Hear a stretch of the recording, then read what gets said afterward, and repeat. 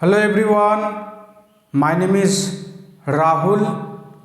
এই ভিডিওতে আমরা জানব সাবজেক্টের ব্যাপারে। সাবজেক্টের ওপরে আগে কয়েকটা ভিডিও বানিয়েছি, যদি ওই ভিডিওগুলো না দেখে থাকো ডেসক্রিপশানে বেসিক গ্রামারের লিঙ্ক দেওয়া আছে, সেখান থেকে দেখে নিতে পারো। বোর্ডে দেখি।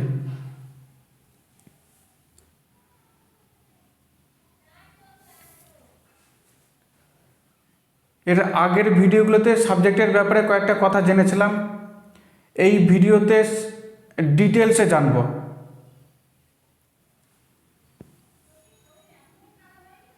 সাবজেক্টের মানে হয় কর্তা।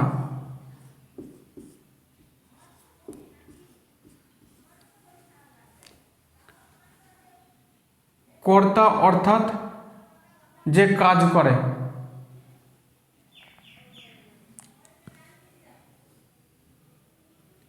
যদি আমরা সাবজেক্টকে দুভাগে ভাঙি, মানে সাবজেক্টের সন্ধি বিচ্ছেদ করি, তাহলে পাওয়া যায় সাব আর জেক্ট।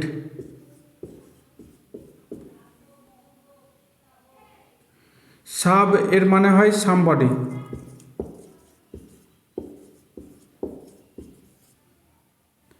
আর জেক্টের মানে হয় ডু। সামবডি মানে কোনো ব্যক্তি,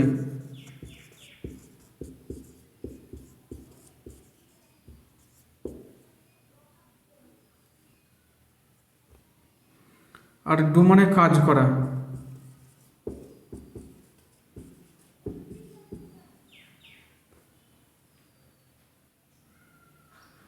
তাহলে পুরো মানে হবে কোনো ব্যক্তি কাজ করা, অর্থাৎ কোনো ব্যক্তি যে কাজ করে তাকে সাবজেক্ট বলে।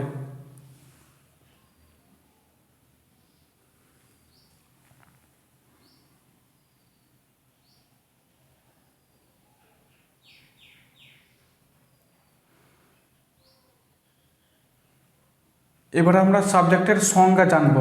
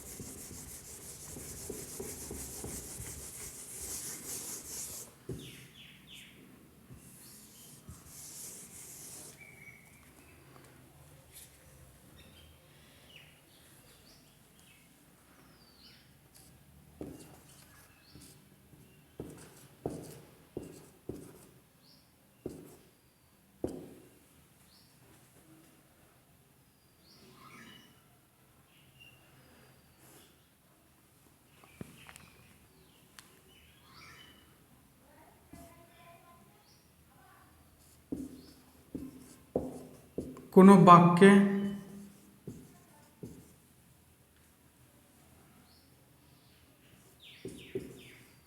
যে কাজ করে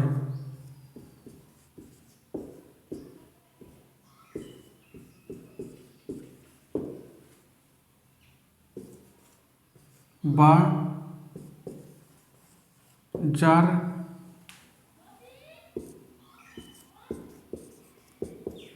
অবস্থার কথা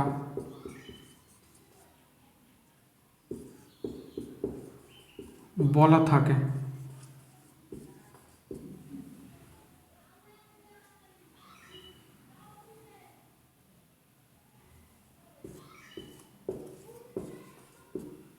তাকে সাবজেক্ট বলে।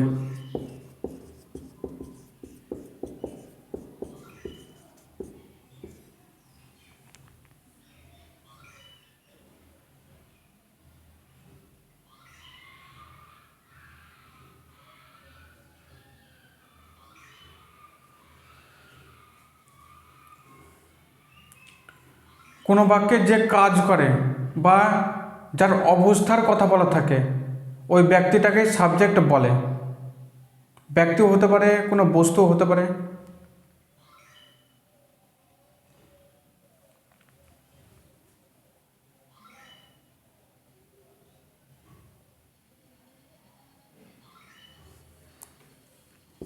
যেমন এক্সাম্পলস দেখে,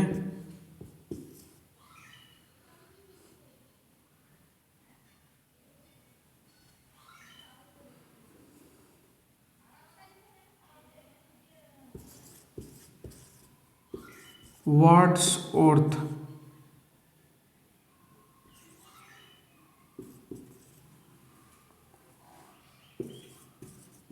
was a well-known poet.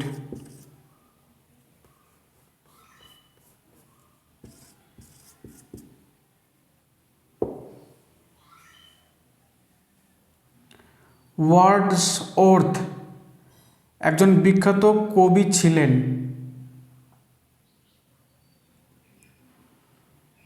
এখানে কোনো কাজের কথা বলা আছে না অবস্থার কথা বলা আছে? এই ব্যক্তি কোনো কাজ করছে। কাজ কাকে বলে? যার মধ্যে গা হাত পায়ের নাড়াচাড়া থাকে। এখানে তেমন কিছু আছে নেই, শুধু এই ব্যক্তির ব্যাপারে বলা আছে যে তিনি একজন কবি ছিলেন। তাহলে এটা হচ্ছে অবস্থা, কোনো কাজ না। তাহলে সংজ্ঞা অনুযায়ী যে কাজ করে বা যার অবস্থার কথা বলা থাকে তাকে সাবজেক্ট বলে। এখানে অবস্থার কথা বলা আছে, এই কবি একটা অবস্থা। তাহলে এটা কার অবস্থা? ওয়ার্ডসওয়ার্থ। তাহলে একে সাবজেক্ট বলবো।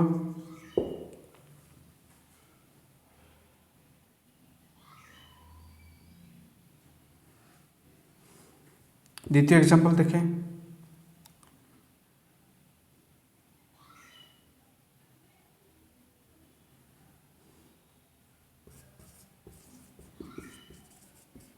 প্রীতম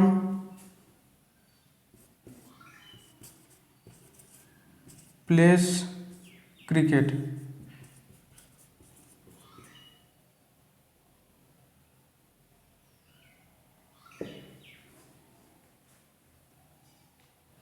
প্রীতম ক্রিকেট খেলে।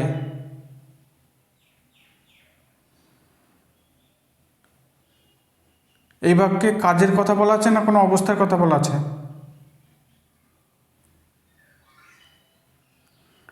এই বাক্যে কাজের কথা বলা আছে।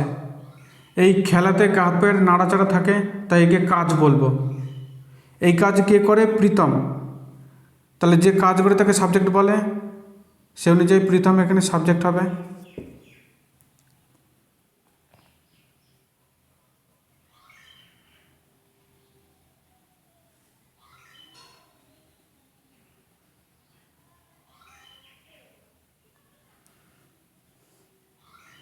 তাহলে আমাদেরকে দুটো জিনিস লক্ষ্য করতে হবে, কি? এই কাজ আর অবস্থা। এই দুটো কথা খুঁজে বার করতে হবে। যার মধ্যে পাবো সেটাকে সাবজেক্ট বলবো।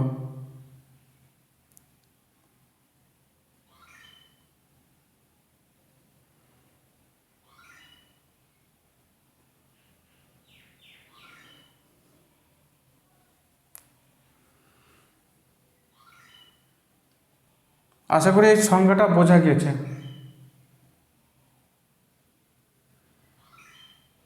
এবার জানবো সাবজেক্ট কত ধরনের হতে পারে।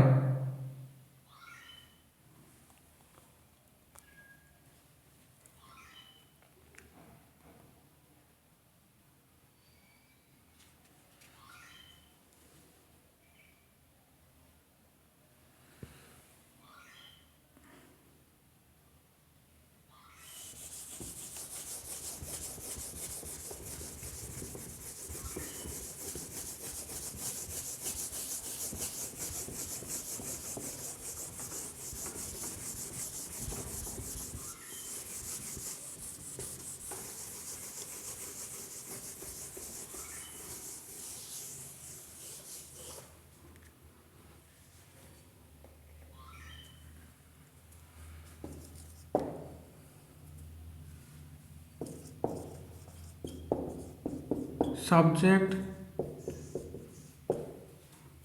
কত ধরনের হতে পারে?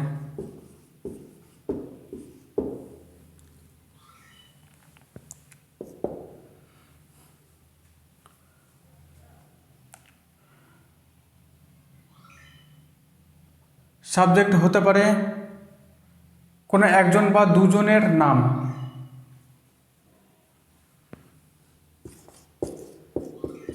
এক বা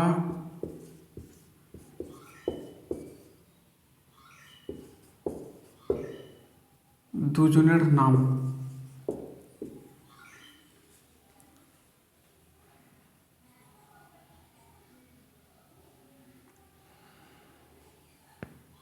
এখানে কোনো ব্যক্তিও হতে পারে, কোনো বস্তুর নামও হতে পারে,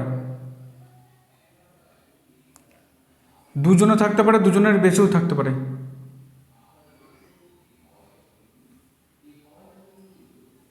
যেমন এক্সাম্পলস দেখে,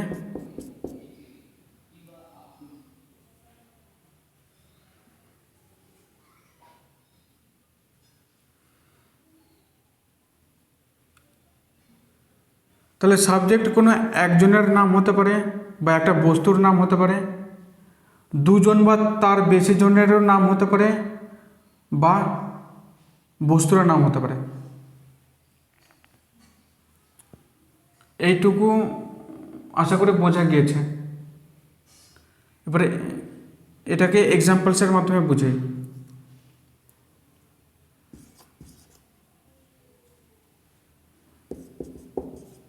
সতীশ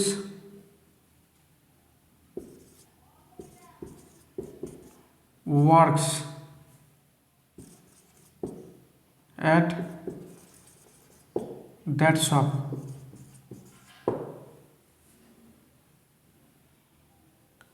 সতীশ ওই দোকানে কাজ করে। এখানে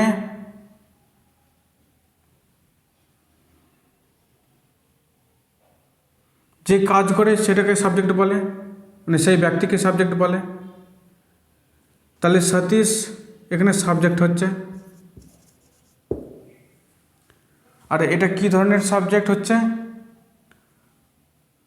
কোনো ব্যক্তি বা বস্তুর নাম হচ্ছে। সতীশ একটা ছেলের নাম হয়, তাহলে এটাকে সাবজেক্ট বলবো, এটা এক ধরনের সাবজেক্ট হচ্ছে। আরেকটা এক্সাম্পল নিই,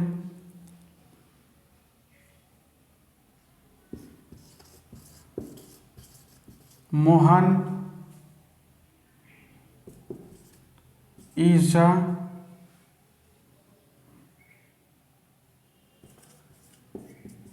notorious person.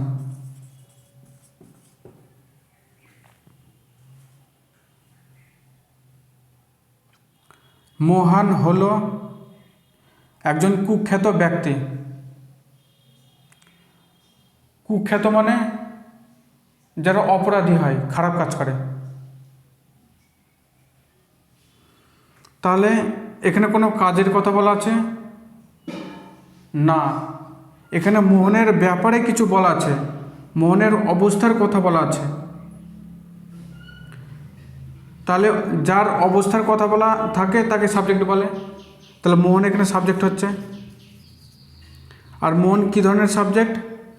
কোনো ব্যক্তি বা বস্তুর নাম আসছে।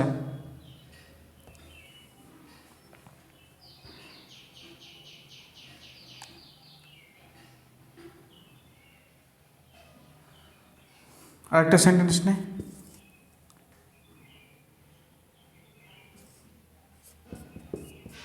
সীতা অ্যান্ড গীতা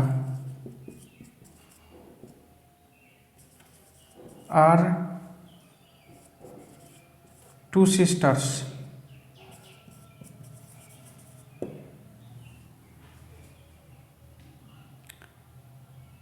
সীতা আর গীতা দুই বোন।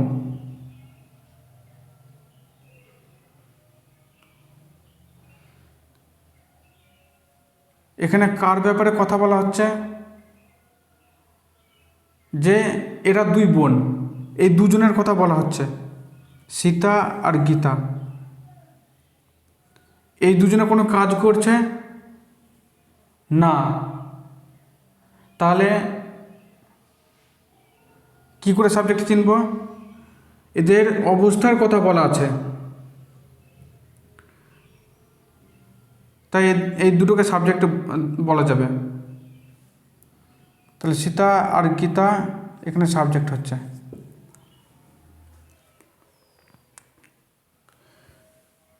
এখানে একজন করে নাম ছিল, এখানে দুজনের নাম আছে। দুজনের নামও থাকতে পারে, দুজনের বেশি জনেরও নাম থাকতে পারে।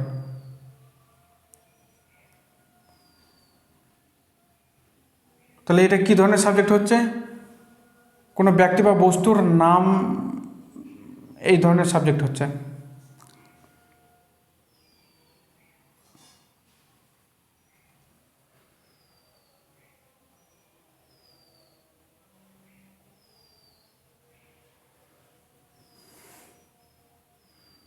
আশা করি এই পয়েন্টটা বোঝা গেছে।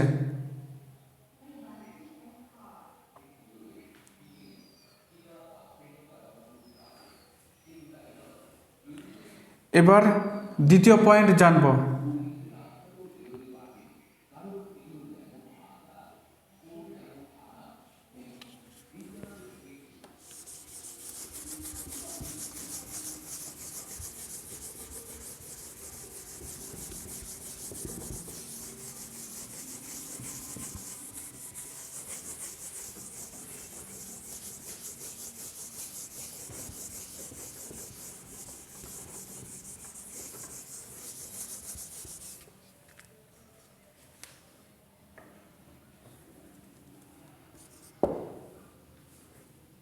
দ্বিতীয় পয়েন্টে হচ্ছে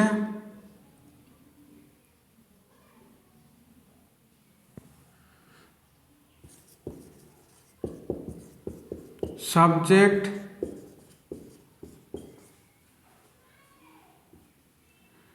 একটা বড় লাইনের মতন হতে পারে।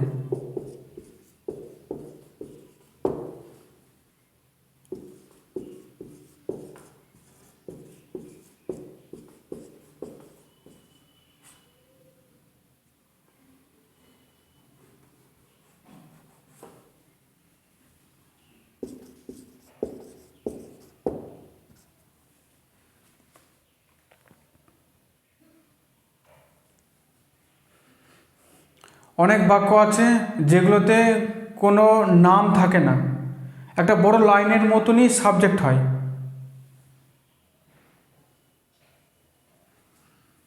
যেমন এক্সাম্পলস দেখে,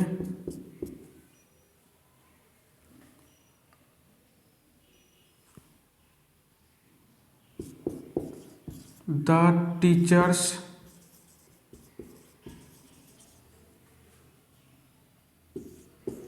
of our school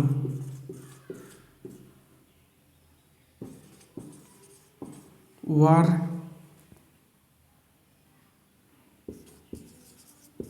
very industrious.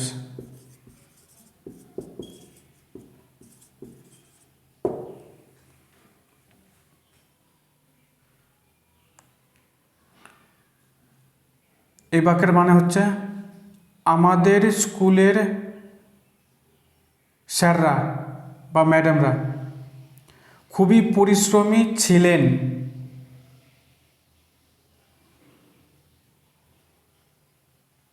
এখানে সাবজেক্ট কি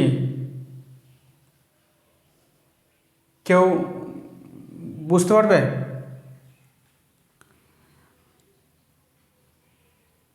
এই বাক্যে একটা বড় লাইন সাবজেক্ট হিসাবে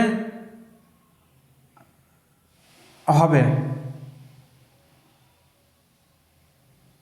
সেটা কোনটা? এই the teachers of our school, এই পুরোটা সাবজেক্ট হচ্ছে। এবার এত বড় যে সাবজেক্ট হবে আমি কি করে বুঝবো?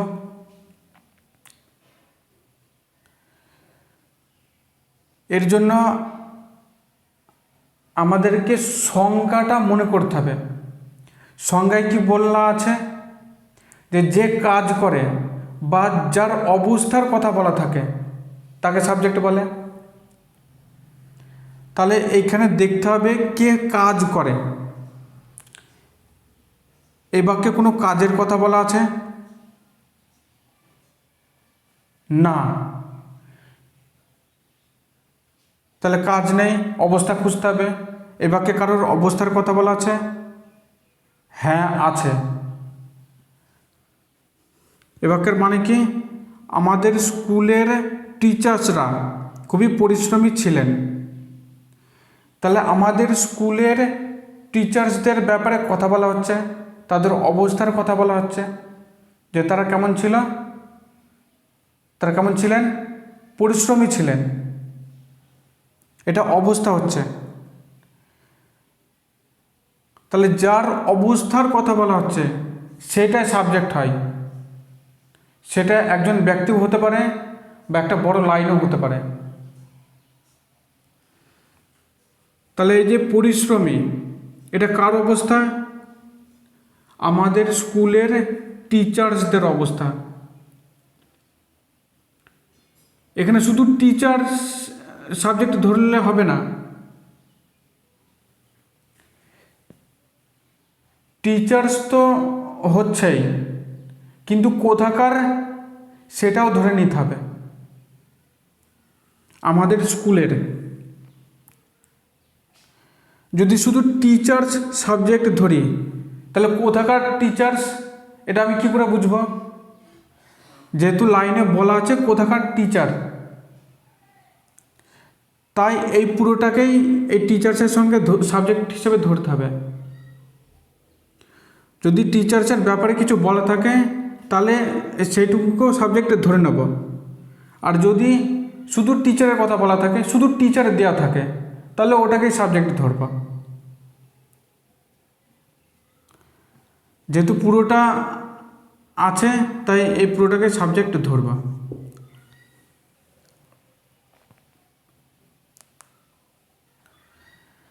এবার এই পুরোটাকে সাবজেক্ট কেন ধরি, এর কারণ হচ্ছে যদি এরকম আরও কয়েকটা লাইন লেখা থাকে এর সঙ্গেই, আর ওই বাক্যগুলোতেও অন্য স্কুলের টিচার্সের কথা বলা থাকে, তাহলে আমরা কি করব, এই বাক্যতেও শুধু টিচার্সকেই সাবজেক্ট ধরব, আবার এই বাক্যতেও শুধু টিচার্সকেই কি সাবজেক্ট ধরব না, এই টিচার্স আলাদা আর দ্বিতীয় বাক্যের টিচার্স আলাদা হতে পারে। সেই জন্য এই পুরোটাকে সাবজেক্ট ধরে নিতে হয়। আর একটা এক্সাম্পল নিচ্ছে,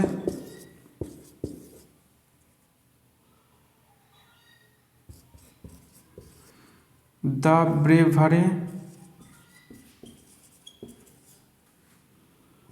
of villagers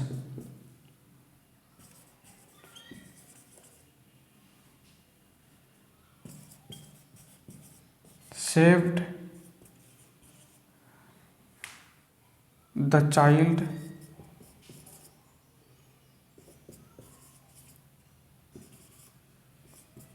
from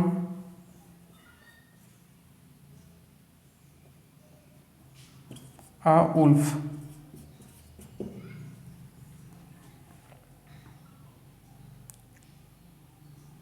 গ্রামবাসীদের সাহসিকতা বাচ্চাটাকে একটা নেকড়ে বাঘ থেকে বাঁচালো।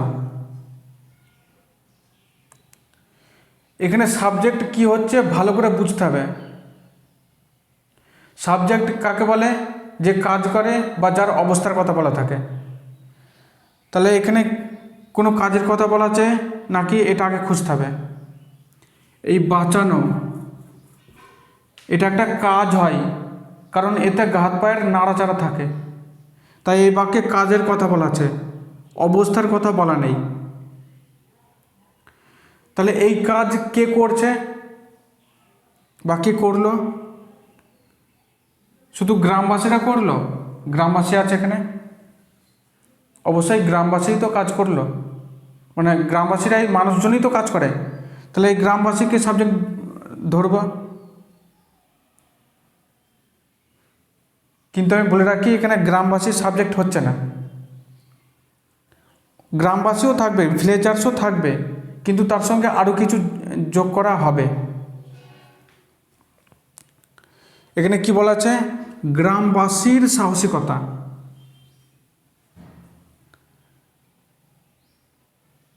যদি আমি অন্য একটা সেন্টেন্স ধরি যে তোমার ভাই স্কুলে ফার্স্ট এসেছে, তাহলে এখানে কি শুধু ভাইয়ের কথা বলা হচ্ছে? যাকে বলবো সে কি শুধু ভাইকেই বুঝবে? কার ভাই সেটাকেও তো ধরবে। শুধু যদি ভাই বলি তাহলে ও জিজ্ঞেস করবে যে কার ভাই, তাহলে ওখানে সাবজেক্ট কি হবে? তার ভাই, মানে তোমার ভাই। তাহলে ওই তোমার ভাই হচ্ছে পুরোটা সাবজেক্ট, শুধু ভাইও সাবজেক্ট না আর তুমিও সাবজেক্টের না। সেই রকমভাবে এখানে শুধু গ্রামবাসী সাবজেক্ট হচ্ছে না, বাচ্চাটাকে বাঁচালো, কে বাঁচালো? গ্রামবাসীর সাহসিকতা। শুধু গ্রামবাসী বাঁচালো না আর সাহসিকতাও বাঁচালো না, এই দুটোই বাঁচালো। তাই দ্য ব্রেভারি অফ ভিলেজার্স এই পুরোটাকে সাবজেক্ট ধরতে হবে।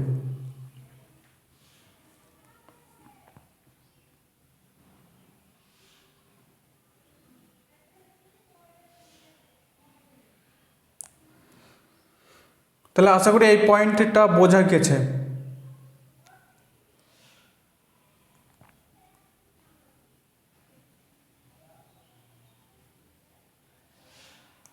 এবারে 3 নম্বর পয়েন্ট জানবো।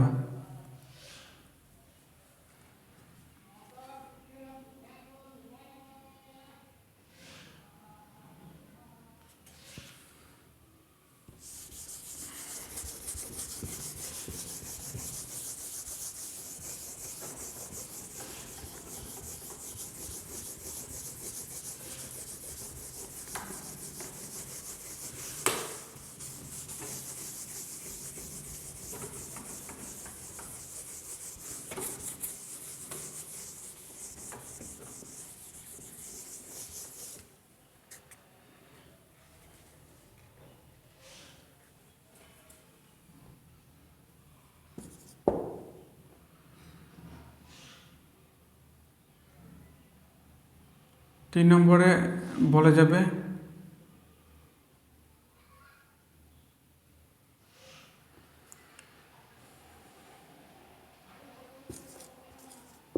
অর্ডার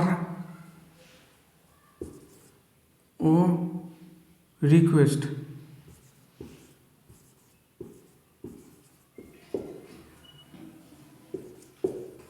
এর বাক্যে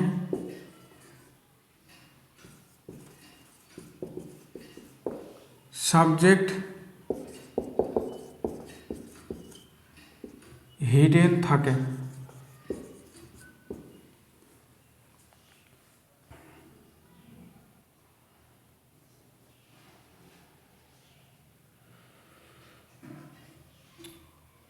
এর মানে হচ্ছে যে বাক্যতে আদেশ দেওয়া হয় বা কোনো অনুরোধ করা হয় সেই বাক্যগুলোতে সাবজেক্ট থাকে না, মানে লেখা থাকে না, কিন্তু সাবজেক্ট লুকানো অবস্থায় থাকে। এটা নিজেদেরকে বুঝে নিতে হয় যে ওখানে সাবজেক্ট আছে। কেমন? এক্সাম্পলস দেখি।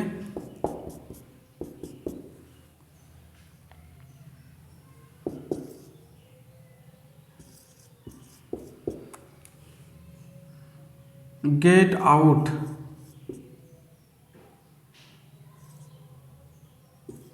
Of my room.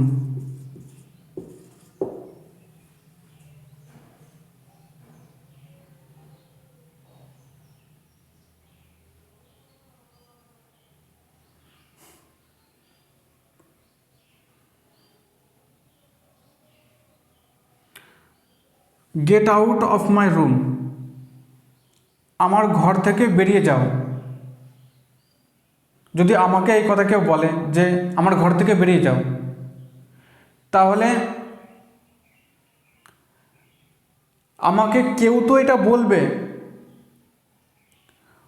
যে বলবে সে শুধু এইটুকুই বলবে যে আমার ঘর থেকে বেরিয়ে যাও।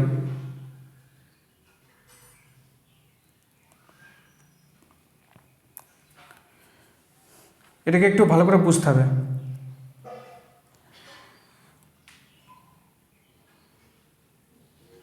যদি এই কথাটা আমাকে কেউ বলে যে আমার ঘর থেকে বেরিয়ে যাও, তাহলে ও কি বলতে চাইছে, যে তুমি আমার ঘর থেকে বেরিয়ে যাও।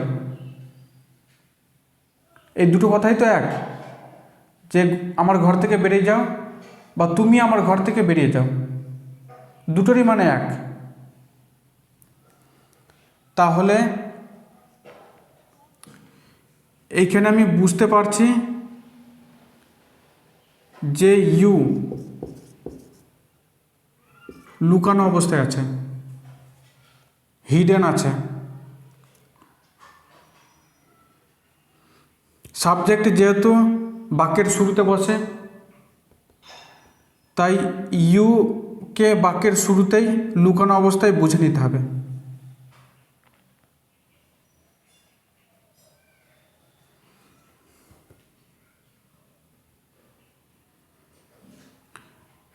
তাহলে যদি এই বাক্যে ইউ লেখা থাকতো,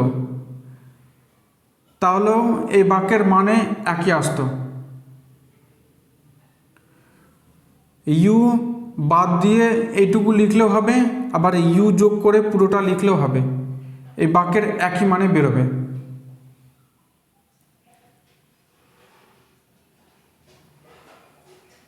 তাহলে এই পয়েন্ট অনুযায়ী এই বাক্যটা অর্ডারের বাক্য।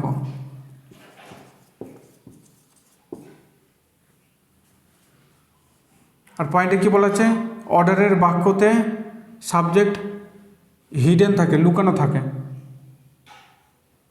আর এখানেও সাবজেক্ট লুকানো অবস্থায় আছে।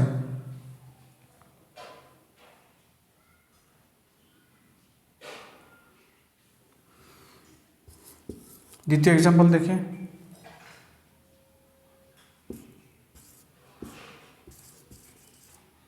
Please give me some food.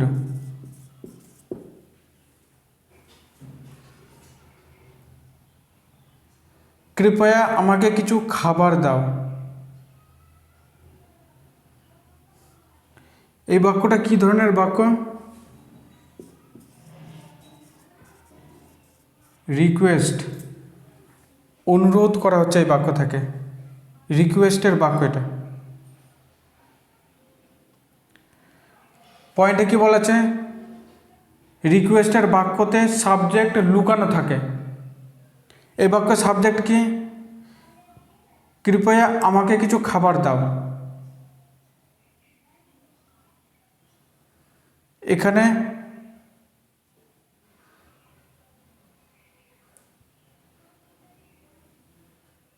যে এই কথাটা বলছে আর যাকে বলছে,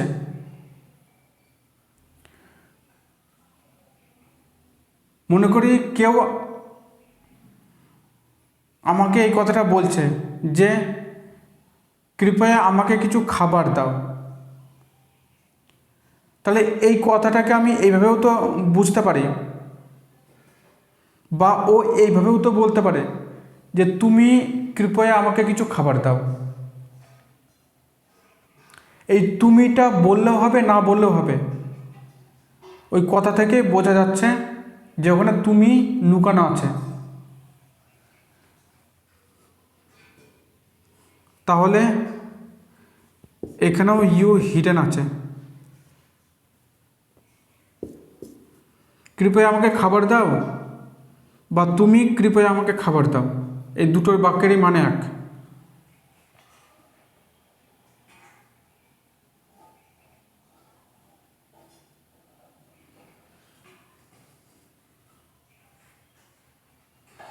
আর একটা এক্সাম্পল নে,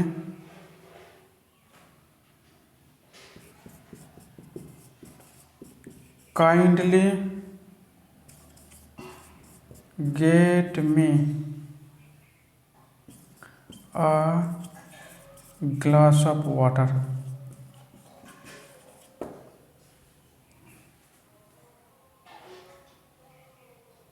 कृपया আমাকে এক গ্লাস জল দাও।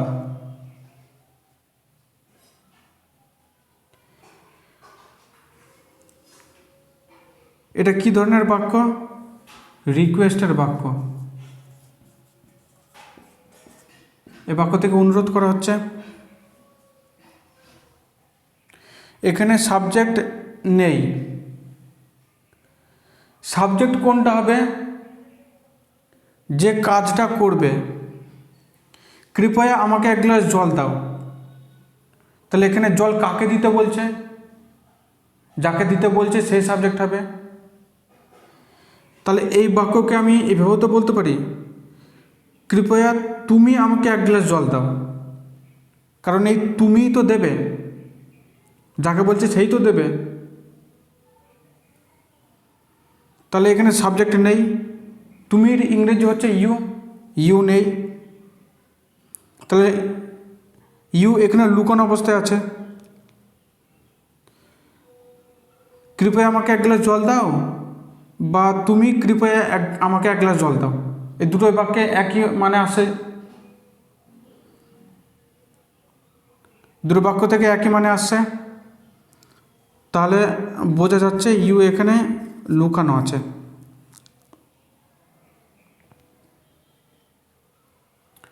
এখানে এই ইউ হচ্ছে সাবজেক্ট, এখানেও ইউ সাবজেক্ট, আর এখানেও ইউ সাবজেক্ট।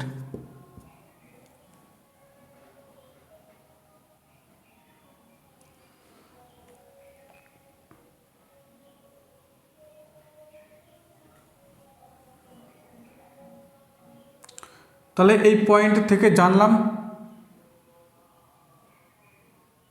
যদি কোনো বাক্য থেকে আদেশ করা বোঝায় বা অনুরোধ করা বোঝায়, তাহলে সেই বাক্যে সাবজেক্ট লুকানো অবস্থায় থাকে। আর একটা কথা মনে রাখতে হবে, যদি লুকানো সাবজেক্ট থাকে তাহলে সেটা ইউ হবে, আর অন্য কিছু হয় না।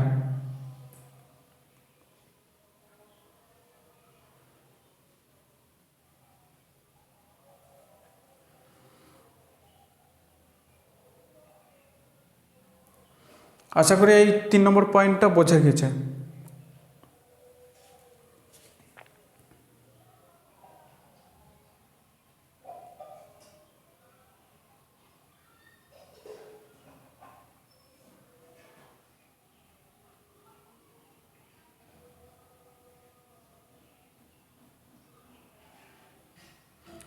এই 3টেই পয়েন্ট জানতে হবে। আরও আছে, সেগুলো আমরা পরে জানব। যদি এই ভিডিও থেকে সাবজেক্টের ব্যাপারে শিখে থাকো, তাহলে এই ভিডিওটা একটা লাইক করে দিও, আর কোনো প্রশ্ন থাকলে কমেন্ট করে জানিও, আমি তার আনসার ভিডিওর মাধ্যমে বলে দেব। যারা স্টুডেন্টস তাদের কাছে এই ভিডিওটা শেয়ার করো, যাতে তারাও মোবাইল থেকে দেখে ইংরেজি শিখতে পারে আর পরীক্ষায় বেশি নাম্বার পেতে পারে।